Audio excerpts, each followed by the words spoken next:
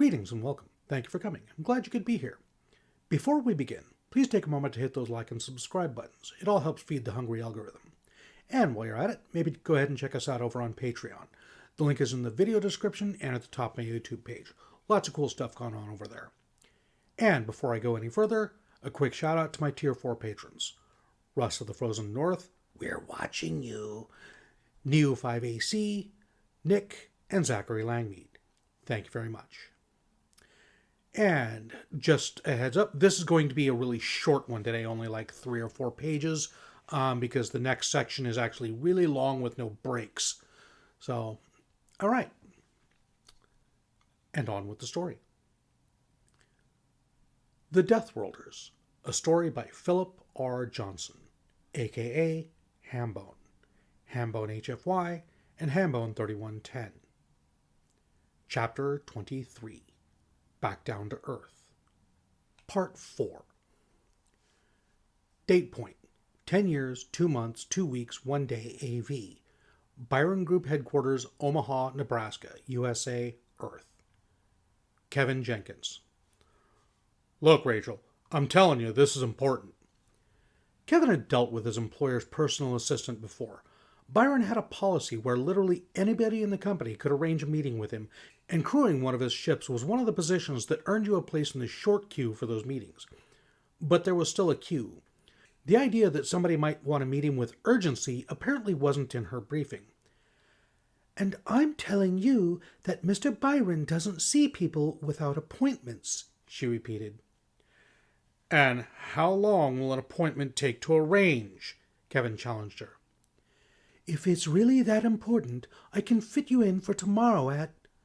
She was spared by Kevin's frustrated lambasting by her phone ringing, and Moses Byron's voice was on the speaker. Rachel, if you don't let him in, I do believe I'll just need a new door anyways. Yes, Mr. Byron. She gestured at the door for him. Byron's office was just as calculated as everything else about the man, in Kevin's opinion. He had pretty much instantly pegged Byron as a self-interested bastard who had his head on straight enough to spot that public opinion was a more valuable currency than mere dollars, and everything the man did as being part of that philosophy. The office wasn't large, and you'd have been forgiven for mistaking it for that of a high school principal or a junior manager, rather than a man whose personal wealth eclipsed anything that Kevin could have imagined earning in several lifetimes. There was nothing either ultramodern or obviously antique on display, just a few small bookshelves, some framed family photographs, and a nice view. You had to look closer to spot that the desk was a bespoke piece of pale oak, see the hand stitching in the office chair, or notice that the coffee in the machine in the corner probably cost more per 100 grams than the ones Kevin had served in his bars had cost per 1,000. It all spoke to a fondness for the benefits of a billionaire's life while keeping up a pretense of frugal moderation. Gotta hand it to you, Kevin. Not many people would demand to see me, Byron told him, standing up politely. He was like that, obviously polite and engaging, even if he was obviously nettled. Yeah, well, not every day I learn that we've had a back door open around the moon for, 5 months? Kevin told him. And? Mr. Byron, that's like the worst idea since... It's a really bad idea. Byron's head inclined slightly to one side. Why, you know something I don't? He asked. What, besides a swarm of swarms? You sent us that video, boss man, Kevin told him. You think if they can do that to Capital Station, they'd struggle with us? Byron pushed his chair out of the way and stepped over to the wet bar in the corner.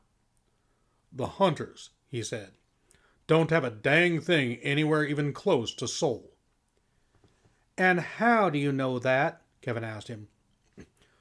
Oh, that's easy, Byron said.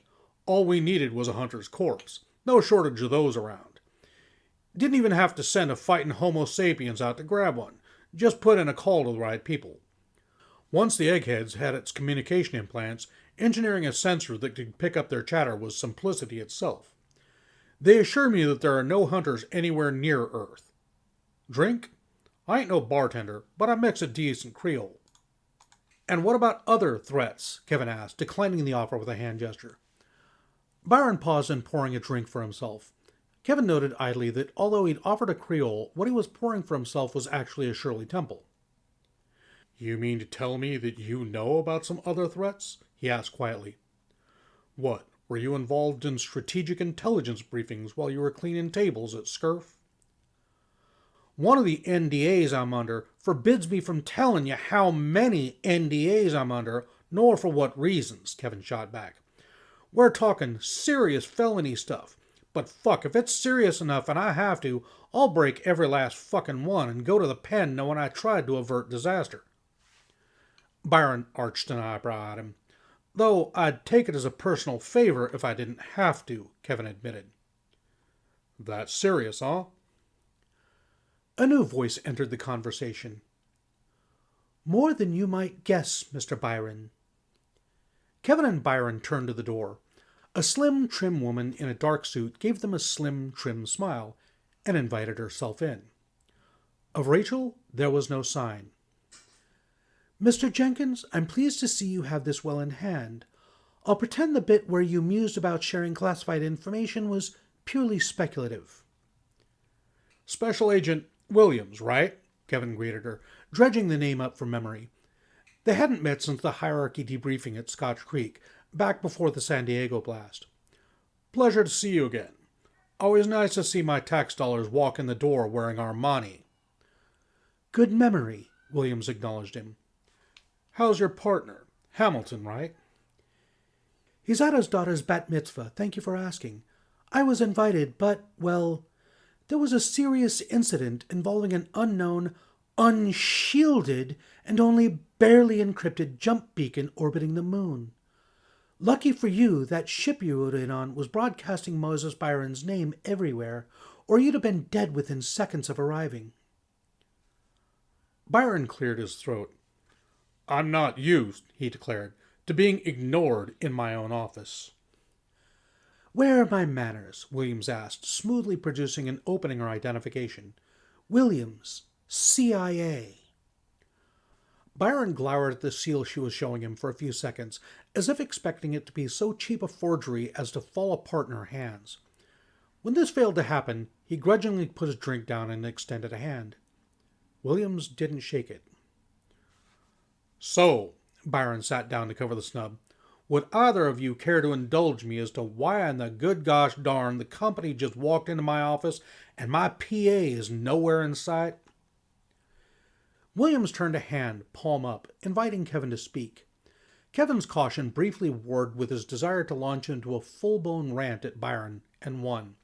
Somehow, he suspected, he was being tested here. "There's, let's call it the big bad out there," he said. "Bigger and badder than the hunters, that's for sure.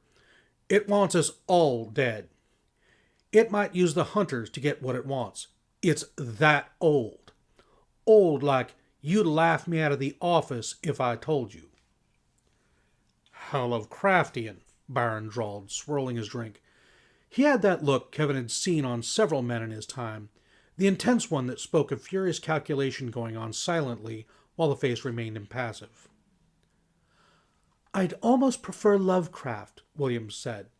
"Mr. Jenkins has put it with supreme delicacy, so allow me to be blunter. We are, in real terms, no more militarily powerful on the interstellar scale than we were 10 years ago. Forget Cimbrian and the Firebirds and the V-class destroyers. Forget the Hephaestus LLC and your own accomplishment. Forget even the panicky politics of the Dominions. In real term, the human race collectively is still very much insignificant. But so is a grain of sand. And if you've ever got one of those in your sock, Mr. Byron, you know just how irritating a grain of sand can be, and how badly you will want to scratch it." She flashed that slim, trim smile again. "Except that in our case, scratching is for now impossible, thanks to the system containment force field that you violated." Byron took a sip and set his glass down. "This seems," he observed, "like the kind of critical information that a man in my position, doing the things I was doing, ought to have been told." "You were, and still are, judged to be a dangerous personality," Williams told him.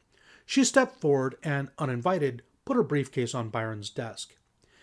Given that you had the information to know that your stunt with the beacon was a bad idea and went ahead with it anyways, that judgment stands.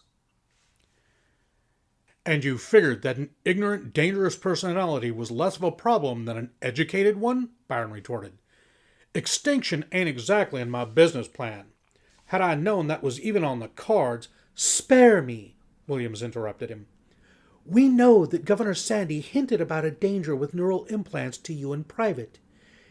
Anybody with your resources can't possibly be ignorant of just how aggressively the SOR and Jets were formed, nor of the huge sums of government money that went dark at the same time.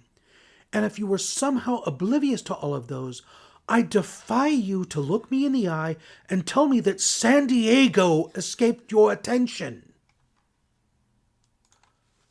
Byron's expression didn't change, but he did draw a long and slightly indignant breath as he listened. You already had all the information that you needed, Mr. Byron, Williams scolded him. And you still proceeded unwisely. I shudder to think what you might have done had we filled in the details for you. Should have co-opted me then, Byron grunted. Maybe, Williams agreed. She turned to Kevin. Mr. Jenkins, I appreciate your involvement here, and I'm sure you could contribute in all sorts of ways, but this conversation between the United States of America and Mr. Moses Byron is not for mortal ears. I'm sorry. Kevin knew better than to argue. Williams held all the cards here. All right, he agreed. But before you lay into my employer... Williams nodded and made a gesture of invitation. If there's a learning point in this whole clusterfuck, it's that we really shouldn't be keeping our people in the dark, all right? That goes for you too, Mr. Byron. Briefing only 2 members of the crew about the recall meant I never got the chance to warn you it was a bad idea. Williams and Byron both frowned at each other. Then both made a conceding nod. There's a fine art to secrecy, Williams agreed. Errors in judgment may have happened all round. We intend to address that. Byron just nodded again. Fine, Kevin told him, breathing a little easier. You 2 godly folks have fun talking over the mortal's head. I'll see you all at that policy meeting, Mr. Byron. I'd be grateful if you would shut the door, please, Mr. Jenkins, Williams said. She produced a phone from her pocket and tapped at it as Kevin crossed the room. Kevin couldn't resist a little eavesdrop as he closed the door. Before it clicked softly shut, the last he heard was, "It's me. Yes, he's right here, Mr. President." Good morning, good afternoon, and good evening. I am the Casual Deathworlder, your host, and this has been The Deathworlders, Chapter 23, Part 4. I hope you enjoyed listening to it as much as I enjoyed bringing it to you. If you did, please go ahead and smash those like and subscribe buttons and maybe drop us a comment down below. It all helps keep the hungry algorithm fed. Better than feeding it virgins. We're way too short on those. Now, as always, a huge shout out to my editor, Graygor. Thank you very much, buddy. I could not do this without you. Okay, question. Who's got the question?